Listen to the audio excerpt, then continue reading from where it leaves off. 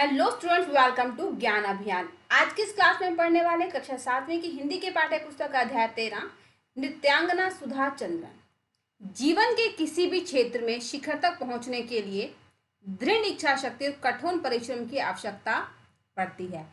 कई लोग ऐसे भी हुए हैं जिन्होंने शारीरिक अक्षमता के बावजूद संघर्ष किया है और लक्ष्य प्राप्त किया है। ऐसा ही एक नाम है सुधा चंद्रन। पैर खराब होने के बावजूद वह छोटे की नृत्यांगना बनी। सुधा चंद्रन की माता श्रीमती थमगम एवं पिता श्री के डी चंद्रन की हार्दिक इच्छा थी कि उनकी पुत्री राष्ट्रीय ख्याति की नृत्यांगना बने। इसलिए चंद्रन दंपति ने सुधा को 5 वर्ष की अल्पायु में ही मुंबई के प्रसिद्ध नृत्य विद्यालय कला सदन में प्रवेश दिलवाया।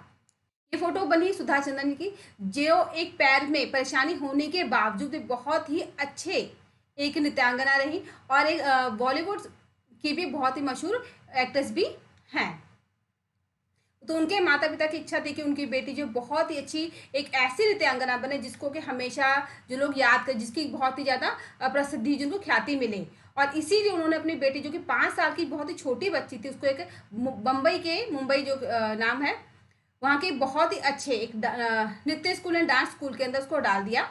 पहल तो नृत्य विद्यालय के शिक्षकों ने इतनी छोटी उम्र की बच्ची के दाखिले में हिचकिचाहट महसूस की, किंतु सुधा की प्रतिभा देखकर सुप्रसिद्ध नृत्य शिक्षक श्री के.एस. रामा स्वामी भागवतार ने उसे शिष्या के रूप में स्वीकार कर लिया और सुधा उनसे नियमित प्रशिक्षण प्राप्त करने लगी।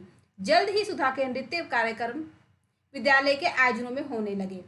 नृत्य के साथ साथ अध्ययन में भी सुधा ने अपनी प्रतिभा दिखाई, लेकिन सुधा के स्वप्नों की इंद्रधनुषी दुनिया में एकाएक 2 मई 1881 को अंधेरा छा गया।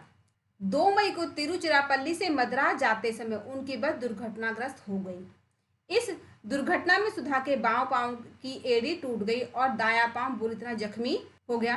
प्लास्टर लगाने पर बायां पांव तो ठीक हो गया, किंतु दाएं टांग में गैंग्रीन एक प्रकार का कैंसर हो गया। ऐसे में डॉक्टरों के पास सुधा की दाएं टांग काट देने के अलावा और कोई रास्ता नहीं था। अंततः दुर्घटना के 1 महीने बाद सुधा की दाएं टांग घुटने के 7.5 इंच नीचे से काट दी गई।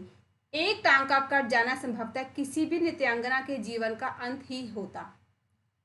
सुधा के साथ भी यही हुआ। सुधा ने लकड़ी के गुटके के पांव और बैसाखियों के सहारे चलना शुरू किया और मुंबई आकर वह पुनः अपनी पढ़ाई में जुट गई। क्या हो गया, जब सुधा एक बार जो है तिरुचिरापल्ली से मद्रास की सफ़र कर रही थी बस में जो है दुर्घटना हो गई और दुर्घटना के कारण उसके पैर जो जख्मी हो गए और उसका कारण ये हुआ कि सुधा चंद्रन का जो बायां पैर था वो घुटने के नीचे से काट दिया गया, क्योंकि पैर में कैंसर जो है जैसा भयंकर रोग हो गया था। और एक नाच करने वाले व्यक्ति के लिए पैरों की कितनी अहमियत होती है, यदि पैर ना हो तो नाचना असंभव हो जाता। तो ऐसा लगता है कि जीवन जो समाप्त हो गया, जो जीवन का उद्देश्य था वो भी समाप्त हो जाता। लेकिन सुधा ने क्या किया, बैसाखी के सहारे चलना शुरू कर दे, वापस मुंबई आई और अपनी पढ़ाई में लग गई। इसी में सुधा ने मैगसेसे पुरस्कार विजेता सुप्रसिद्ध कृत्रिम अंग विशेषज्ञ डॉक्टर पीसी सेठी के बारे में सुना। वह जयपुर गई और डॉक्टर सेठी से मिली। डॉक्टर सेठी ने सुधा को आश्वस्त किया कि वह दोबारा सामान्य ढंग से चल सकेंगी। इस पर सुधा ने पूछा, क्या मैं नाच सकूंगी? डॉक्टर सेठी ने कहा, क्यों नहीं, प्रयास करो तो सब कुछ संभव है। डॉक्टर सेठी ने सुधा के लिए एक विशेष प्रकार की टांग बनाई जो एल्यूमिनियम की थी और इसमें ऐसी व्यवस्था की वह टांग को आसानी से घुमा सकती थी। सुधा एक नए विश्वास के साथ मुंबई लौटी और उसने नृत्य का अभ्यास शुरू करना चाहा, किंतु इस प्रयास में कटी हुई टांग से अब जब सुधा अपनी वापस अपनी पढ़ाई मुंबई आके अपनी पढ़ाई में लगी, तब उसे डॉक्टर सेठी के बारे में पता चला। वो जो है वापस डॉक्टर सेठी के पास गए और उनसे कहा कि भाई, उस समय परेशानी समस्या को बताया। तो डॉक्टर सेठी ने कहा कि भाई तुम आसानी से बिल्कुल सामान्य तरीके जैसे नॉर्मल लोग चलते हैं वैसे ही चल सकोगी। तो सुधा ने पूछा, चलना नहीं, मुझे तो भाई नाच है। उसने पूछा, क्या मैं नाच सकती हूँ? तो सुधा ने कहा कि अगर तुम कोशिश करोगी तो जरूर नाच सकोगी। और डॉक्टर सेठी ने उसको एक एल्यूमिनियम के एक ऐसा पैर बनवाया, एक ऐसी टांग बनवाई जिससे कि आसानी से घुमाया जा सकता था। और इस टांग के सारे एल्यूमिनियम की टांग जो सुधा को लगाई गई, उसमें टांग को लगाते सुधा के अंदर एक अजीब सा नया विश्वास आ गया और उस विश्वास के साथ वापस मुंबई आ गई और उसने यहाँ पे नाचने का प्रयास शुरू किया। लेकिन शुरुआती दौर में जो परेशानी कठिनाई सामने आती, वैसे सुधा के साथ हुआ। जो एल्यूमिनियम की टांग थी उसमें खून निकलने लगा। कोई भी सामान्य व्यक्ति इस तरह की घटना के बाद दोबारा नाचने की हिम्मत कतई नहीं करता, किंतु सुधा साधारण मिट्टी की नहीं बनी थी। जल्द ही उसने अपनी निराशा पर काबू प्राप्त किया और अपने नृत्य प्रशिक्षक को साथ लेकर डॉक्टर सेठी से पुनः मिली। डॉक्टर सेठी ने सुधा के नृत्य प्रशिक्षक से नृत्य हेतु पांवों की विभिन्न मुद्राओं को गंभीरता से देखा परखा और एक नई टांग बनवाई, जो नृत्य की विशेष जरूरतों को ध्यान में रखकर बनाई गई थी। टांग लगाते समय डॉक्टर सेठी ने सुधा से कहा, मैं जो कुछ कर सकता था मैंने कर दिया, अब तुम्हारी बारी है। सुधा ने पुनः नृत्य का अभ्यास आरंभ किया। शुरुआत बहुत नहीं रही, कटे हुए पांव के ठूठे से खून रिसने लगा, किंतु सुधा ने कड़ा अभ्यास जारी रखा।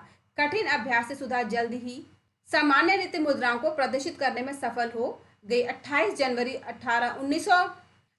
जनवरी 1984 को मुंबई के साउथ इंडिया वेलफेयर सोसाइटी के हॉल में एक अल्प नृत्यांगना प्रीति के साथ सुधा ने दोबारा नृत्य के सार्वजनिक प्रदर्शन का आमंत्रण स्वीकार कर लिया। यह दिन सुधा की जिंदगी का संभवतः सबसे कठिन दिन था, उस दिन से भी ज्यादा, जबकि उसका पांव काट दिया गया था। सुधा का यह प्रदर्शन बेहद सफल रहा। चहेतों ने उसे देखते देखते पलकों पर उठा लिया और वह रातों रात एक ऐतिहासिक महत्व की व्यक्तित्व हो गई।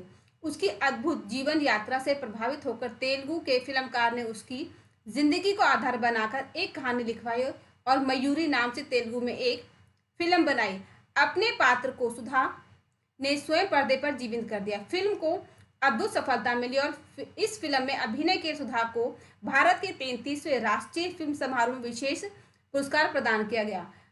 मयूरी की सफलता को देखते हुए इसके निर्माता ने यह फिल्म हिंदी में भी नाचे मयूरी नाम से प्रदर्शित की और सुधा ने पूरे भारत को अपनी प्रतिभा की मुरीद कर दिया।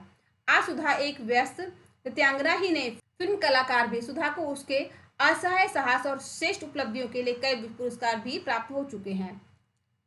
तो जब सुधा को अपने पैरों से परेशानी होने लगी तो उसने अपनी जो डांस की टीचर थे उनको वापस लेके वो डॉक्टर सेठी के पास वो जाके परेशानी बताई कि नाचते समय जो पैरों में परेशानी आती, तो डॉक्टर ने उस डांस टीचर से बातचीत की और ये देखा कि नाचते समय पैरों में किस तरह से बदलाव होता है, पैरों कैसे कैसे घुमाया जाता है।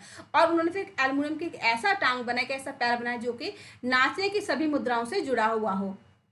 और सुधा ने क्या कि उस पैर के सहारे नाच को फिर से जारी रखा और अपने जीवन में अपनी परेशानियों समस्याओं को पीछे छोड़ते हुए आगे आगे बढ़ती चली गई। और इसी का फल, इसका ही परिणाम ये हुआ कि तेलुगु के एक फिल्मकार ने उसकी ज़िंदगी को, सुधा की ज़िंदगी को अपने आधार बना के फिल्म बनाई जिसका नाम रखा मयूरी। और ये फिल्म जो तेलुगु में थी, लेकिन तेलुगु भाषा में होने के बावजूद बहुत लोगों ने प्रसिद्ध की। और फिर फिल्मकार ने ये देखा कि जब तेलुगु भाषा की फिल्म इतनी मशहूर है, इतने लोग पसंद कर रहे, तो उन्होंने इस फिल्म को हिंदी में भी दोबारा से बनाया। और भारत में जो 33वां राष्ट्रीय फिल्म समारोह हुआ तो इस फिल्म को जो विशेष पुरस्कार दिया गया। तो सुधा ने अपने पैरों में परेशानी होने के बावजूद नाचने में जितनी सफलता प्राप्त की, उतनी ही वो एक फिल्म सफल कलाकार भी रही हैं। तो उनके साहस के से जो हमें सीखने को मिलता है कि कोई भी परेशानी समस्या हो, हमें भी अपनी हिम्मत नहीं छोड़नी चाहिए। तो इतनी सुंदर सीख दी हमें सुधा चंद्रन जी ने, और मुझे उम्मीद है कि इस कहानी से जो हमें सीख मिलती है आप सभी को अच्छे से समझ में आ गई होगी। तो मिलते हैं अपने अगले वीडियो में, तब तक के लिए गुड बाय।